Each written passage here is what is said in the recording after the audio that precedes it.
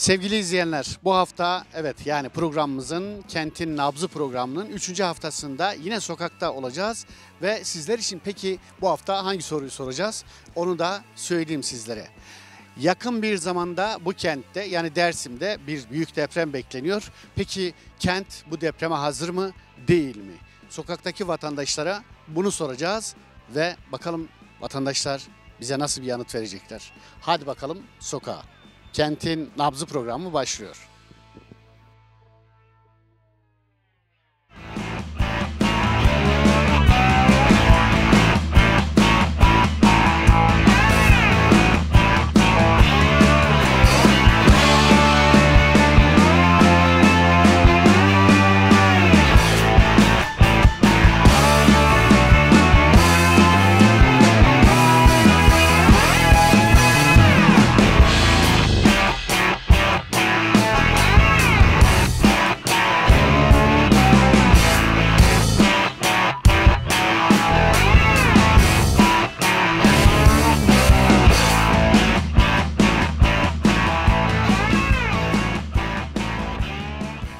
Kentin Nabzı programında bu hafta sorduğumuz soru şu. Yani bu Dersim'de yakın bir zamanda bir deprem bekleniyor. Büyük şiddette bir deprem bekleniyor.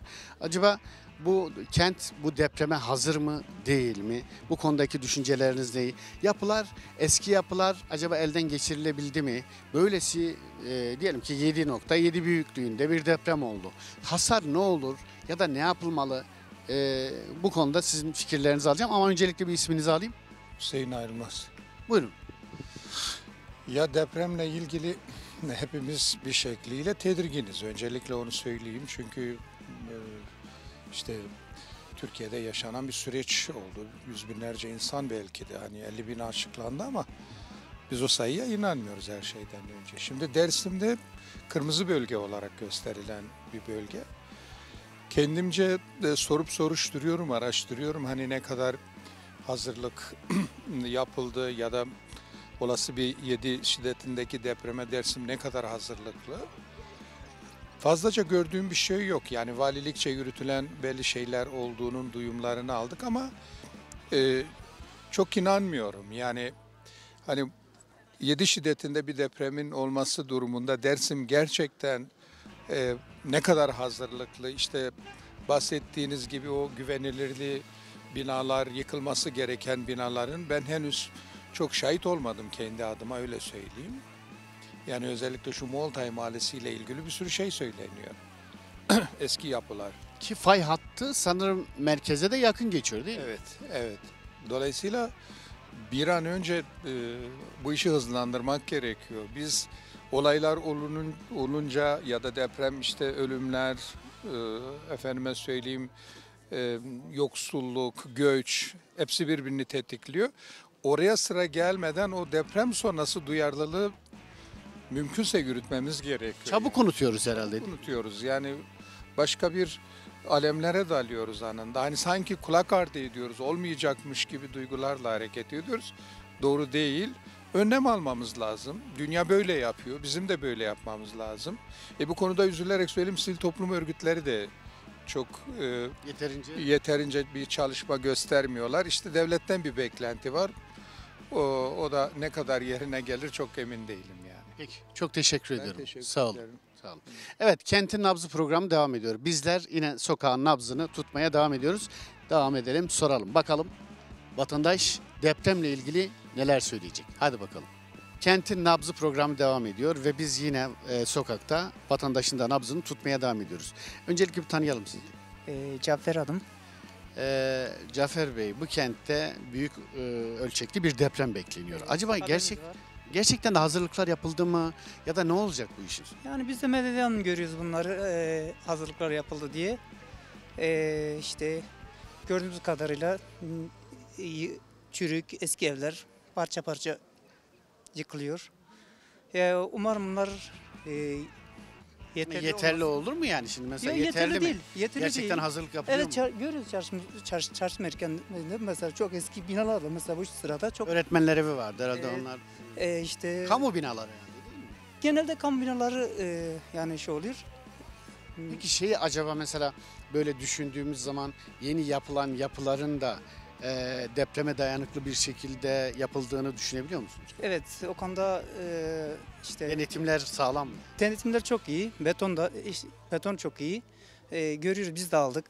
Yani sağlam. Burada işte geçirilen bir deprem var. Pek zarar görmedi. O kadar şiddetli olmasına rağmen. Yani sağlam. Evet, çok teşekkür ederim. Sağ olasınız. Tamam, Eyvallah. tamam. Sağ olun. Evet, Kentin Nabzı programı devam ediyor. Şimdi yanımızda kim var? Bir tanıyalım. Merhabalar, adım Yan Çelik. İnan Bey, Dersim'de yakın zamanda bir büyük ölçekli deprem bekleniyor değil mi?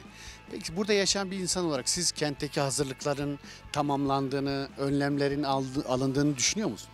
Ya kesinlikle düşünmüyorum. Özellikle altyapı anlamında hiçbir çalışmanın olmadığını, deprem bahanesiyle yıkılan yerlerin hiçbir şekilde yenisinin yapılmadığı ve depreme dayanıklı bir işleyişin olmadığını hissediyorum ve görüyorum. Maalesef yapılan çalışmaların sonucunda yıkılması gerekli olan birçok yerin hala yıkılmadığını, yıkılanların da yenisinin yapılmadığı ve çok ciddi anlamda şehirde bir konutla alakalı, yani yerleşim yeriyle, insanların barınmasıyla alakalı gerek ev gerekse de iş yeri anlamında çok ciddi sıkıntılar var. Bu yönde ne esnafa ne de var olan yaşayan insanlara bu konuda yeterli bilgi verilmediğini, bilgilendirme yapılmadığını, ama daha da önemlisi olası bir depremin, şu gün yaşanacak bir depremde çok ciddi insan ve can ve mal kaybına sebebiyet vereceğini biliyoruz. Ama hiçbir çalışmalar olmadığını çok net görüyorum. Bugün yerel yönetimlerde, belediyelerde ya da valilik ya da devlet kanalında şu anda bu konuyla alakalı olarak aktif bir çalışmayı hiçbir zaman hissetmiyoruz. Ne zaman ki bir yerde bir deprem oluyor, insanlar canlarını ve mallarını kaybediyorlar, İşte o zaman tekrardan gözler bu taraflara dönüyor veya riski olan yüksek. Onu da çok çabuk unutuyoruz değil mi yani? İnsan canı Türkiye'de Mesela çok korkunç bir deprem yaşadık. Yani Maraş, işte Hatay, Evet. işte vesaire, Adıyaman, Malatya, yani bir sürü can gitti.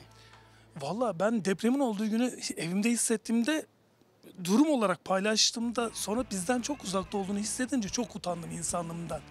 Biz bu kadar uzakta, bunun bu kadar şiddetli olduğunu düşünüp de bu kadar kötü olduğumuzu düşündüğümde orada yaşayan insanların mağduriyetini hiçbir şekilde düşünemedim.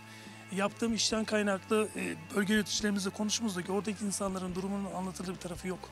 Çok ciddi bir yıkım var. Korkunçtu. Çok ciddi bir yıkım var. Sadece bu yani yıkımdaki kastım aslında psikolojik anlamda da çok ciddi bir yıkım var. Ve insanlar hala bunu atlatamıyorlar. Ben mesela örnek Bir veriyorum. travma. Ben örnek veriyorum, yanımdan bir hızlı bir araba bile geçtiğinde, kapı sallandığında acaba bir şey mi oluyor diye etrafıma bakıp hani deprem mi oluyor diye o korkuyla. Bu bile çok büyük bir psikolojik bir durum aslında. Ama Türkiye'de insanların canı çok kıymetsiz, çok değersiz.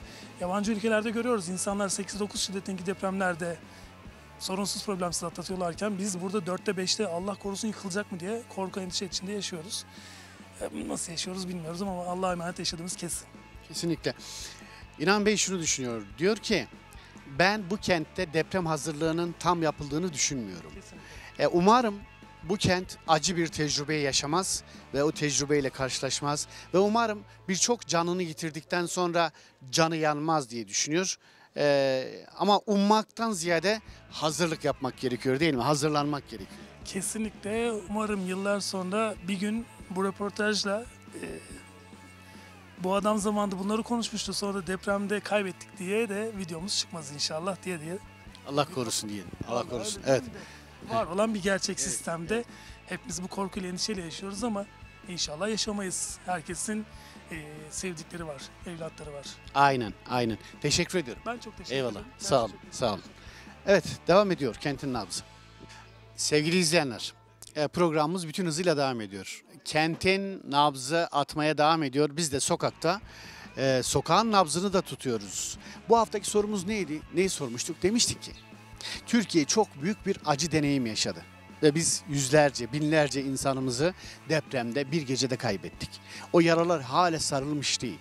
Ve onun üzerine biz de soruyoruz Dersim'de böyle bir deprem bekleniyor ve bu depreme bu kent hazır mı değil mi? Yanımızdaki arkadaşa bir soralım, tanıyalım sizi. Adım Mali Mükan.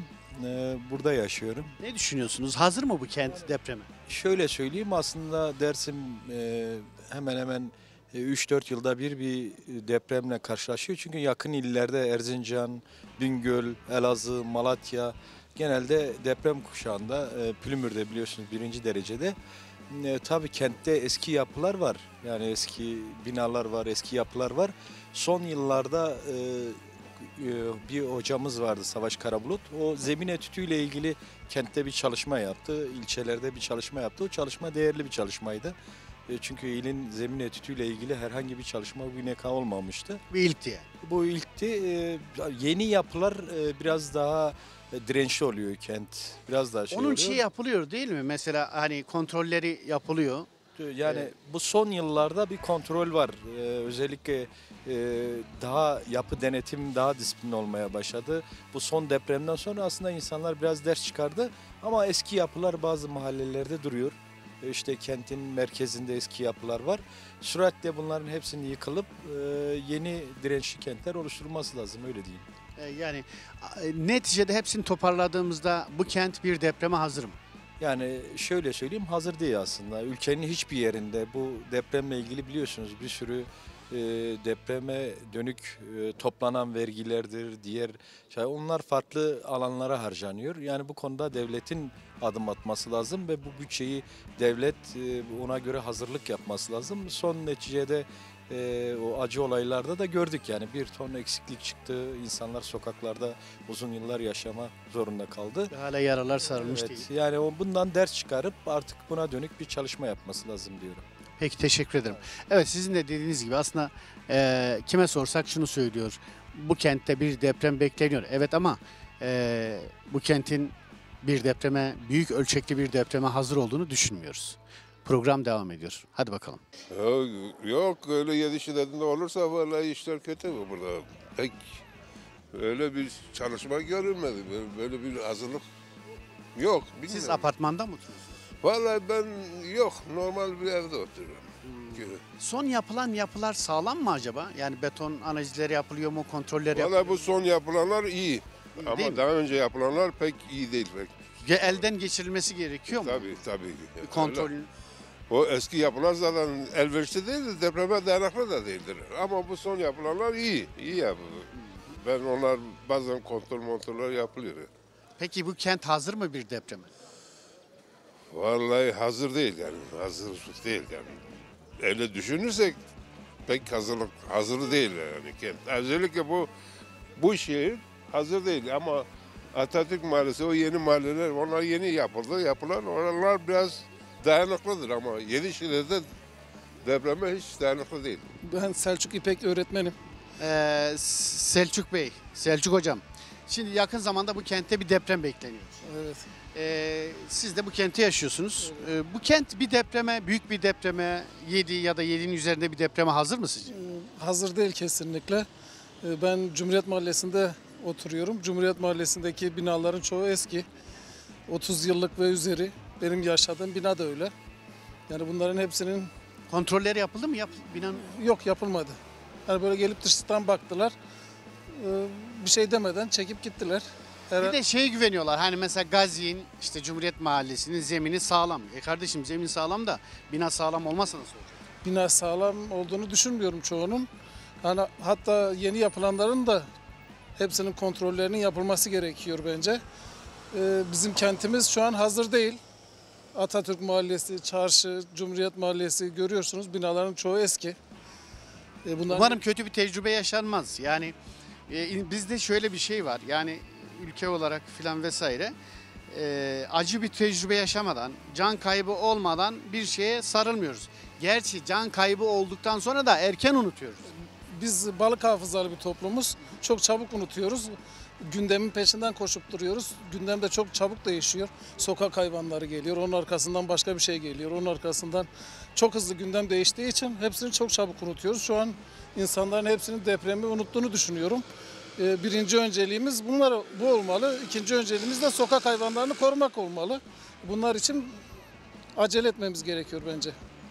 Evet sevgili izleyenler, bu haftada Kentin Nabzı programının sonuna gelmiş olduk. Bu hafta sorduğumuz soru neydi?